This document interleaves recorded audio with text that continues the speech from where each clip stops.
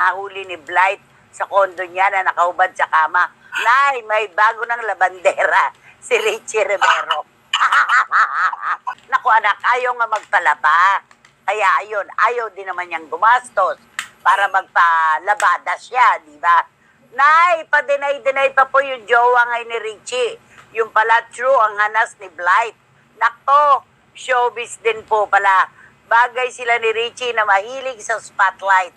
Sana tumino na po si Richie at huwag kalimutang magpa-laundry na linggo-linggo. Humihirit pa itong Richie Rivero na wala naman daw silang relasyon nung konsehala. Julie Andrews na nga sila. Una sa mall. Sumunod, nag-walking under the sun and the moon. Silang dalawa, di ba? Sa park, sa UP, Los Baños. At pareho sila ng mga kadamitan. True. Di ba? Ang mga suot nilang damit, nakaturno-turno. O di ngayon, vindicated. Vindicated si Blight, di ba? Correct. Ano ka ngayon? At saka na yung sinabi, nung tinanong sa kanya sa interview ni Mayor Isko, ni Yorme, kung anong kartangian ng babae gusto niya, alam mo, sagot niya? Matured, simple, at God-fearing. Oh. Ganon? Oo. Ganon? Siguro, pag tinanong naman ngayon si Blight, ano naman ang klase ng lalaki na gusto mo? Aba, napakatotoo ni Blight. Yung mabango. Diba? Hindi basketball player. At saka, hindi two-timer. At ikatlo, hindi doggy. Anong doggy? Dugyot. Diba? Yun naman ang isasagot ni Blight, diba?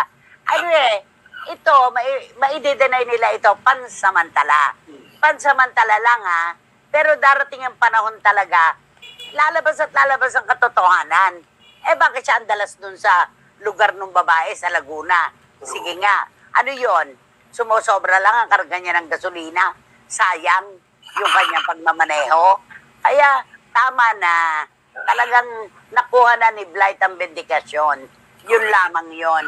At syempre, diba, lagi nga natin sinasabi, hayaan na lang natin muna ngayon. Darating din ang araw at oras, lalabas din ang totoo. Diba?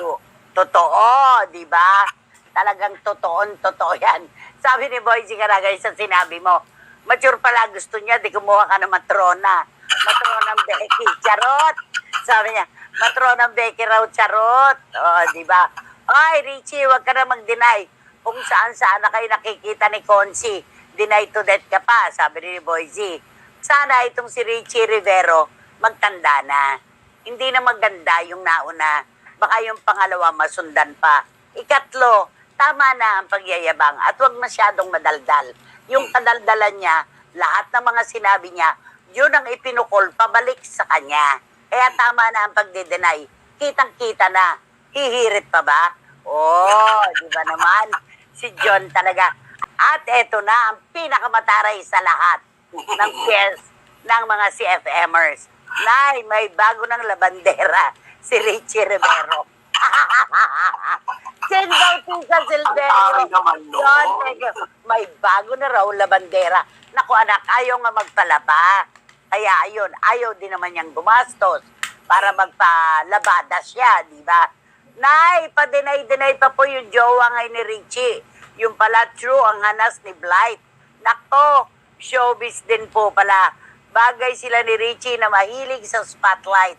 Sana tumino na po si Richie at huwag kalimutang magpa-laundry na linggo-linggo. Aba, lumalaban ang katarayan. Si Lara May Abrigo.